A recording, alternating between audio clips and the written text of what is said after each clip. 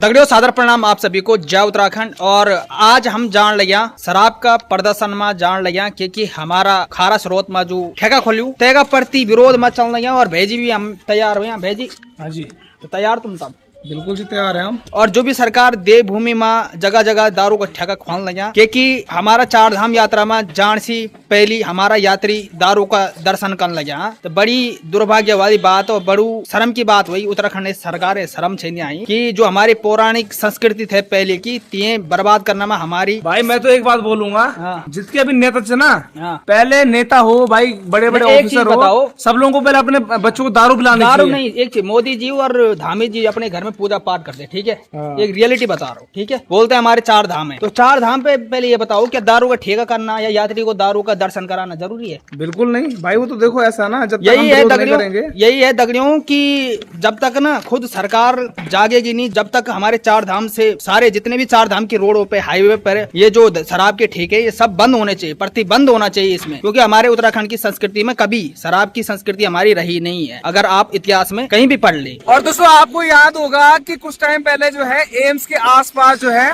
बहुत सारे शराब के ठेके थे मौजूद थे, और जब लोकल के लोगों ने यहाँ पर प्रदर्शन करा और विरोध करा शराब के ठेकों का, तो सारे के सारे ठेके सरकार को भाई मजबूरन बंद करने पड़े। अब आप सोचिए कि सरकार तो भाई ये तक चाहती थी कि परचून की दुकानों में शराब बिके उत्तराखंड में।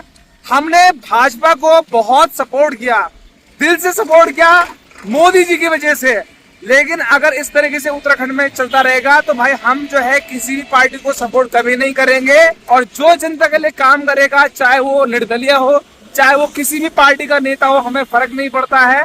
बस काम बढ़िया होना चाहिए, इंसान अच्छा होना चाहिए और नेता बढ़िया होना चाहिए, उसी को हम सपोर्ट करने वाले हैं। जो जनता के सुख दुख में साथ रहे, हाँ। और जो हमेशा नशे के खिलाफ रहे। क्योंकि अभी इससे पहले भी आपने देखा होगा कि हमारा एम्स जो यहाँ पे है, देखिए इस एम्स में इसके अंदर डॉक्टर भी शराब का सेवन करते हुए पकड़े गए। वो हुआ क्या था कि यहाँ पर एक प्रोग्राम होता है, हाँ। उस प्रोग्राम में भैया यहाँ पर जो स्टूडेंट हैं, पढ़ते हैं, बच्चे पढ़ते हैं, डॉक्टर्स पढ़ते हैं, बहुत सारे आपने वीडियो वायरल देखी भी होगी, हमने भी बनाया था उस पे, कि लोग दारू पी के भाई साहब गंगा जी किनारे बैठ के पैक बना रहे हैं। आप सोचिए, और ये बहुत ही बड़ा सोचने विषय है, हमें सोचना पड़ेगा।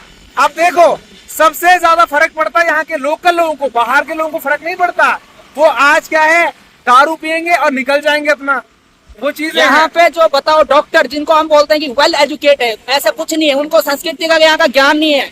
यहाँ पे संस्कृति का ज्ञान होके भी वो यहाँ का इग्नोर करते हैं, यहाँ की संस्कृति के साथ विश्वासघात करते हैं। यहाँ पे जब मेरी वाइफ पहाड़न जी, जब यहाँ पे मेरी वाइफ, जब मैंने अपना वाइफ का पहले से ही ट्रीटमेंट किया था, तो यहाँ के यही हॉस्पिटल है एम्स वाला है, इन्होंने मेरे को बेड देने से मना कर दिया था। और दोस्तों सोचने विषय ये है कि जब मेरी वाइफ की भी डिलीवरी हुई थी 4 साल पहले, तो तब बोला गया था कि अगर शुरू से अगर ट्रीटमेंट यहाँ से चल रहा होता एम्स ऋषिकेश से, तो आसानी से बेड मिल सकता था। इसी वजह से मैंने छोटे भाई को बोला था कि अपना ट्रीटमेंट वाइफ को यहाँ पे करवा एम्स ऋषिकेश में, और शुरुआती पहले दिन से इन्होंने ट्रीटमेंट ऋषिकेश एम्स से करवाया था। लेकिन एंड टाइम में क्या हुआ, बेड देने से ही मना कर दिया।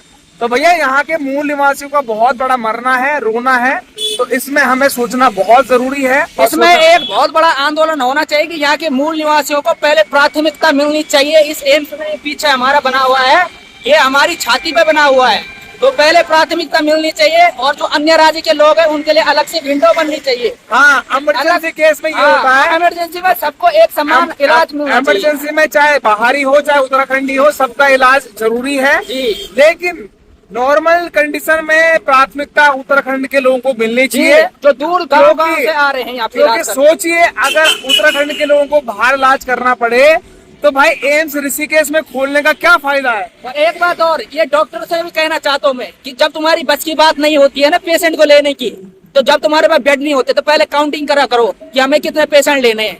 बाद में मेन टाइम पे ये मत बोला करो कि हमारे पास बेड नहीं है। क्यों, ये भी होने, और सरकार को भी बेड बढ़ाने चाहिए, अगर कम है तो बढ़ाए। सरकार को भैया ध्यान देना चाहिए कम से कम इन चीजों पे, कि लोग मर रहे हैं, लोग इलाज के लिए भटक रहे हैं, दर गरीब आदमी का मरना है। हर इंसान, छोटा हो या बड़ा हो, हर इंसान भाई टैक्स भरता है, जीएसटी का टैक्स भरता है, इनकम टैक्स भरता है। उसके बावजूद भी अगर सरकार हमारे लिए, जनता के लिए कुछ नहीं करती है, तो भाई मैं तो बोलता हूँ कोई भी सरकार हो उससे फर्क नहीं पड़ता है, चाहे सरकार बीजेपी हो, कांग्रेस हो, आम आदमी पार्टी हो, यूकेडी हो या कोई भी अदर पार्टी हो, हमें फर्क नहीं पड़ता है भाई। अगर सरकार काम अच्छा करेगी हम खुलकर तारीफ करेंगे, और सरकार काम अच्छा नहीं करेंगे तो हम विरोध भी खुलकर करेंगे। बिल्कुल। सबसे पहले देवभूमि उत्तराखंड से शराब के ठेके बंद होने चाहिए पूर्ण तरीके से। जो हमारी संस्कृति है, ये हमारी संस्कृति के साथ बहुत बड़ा खिलवाड़ हो रहा है।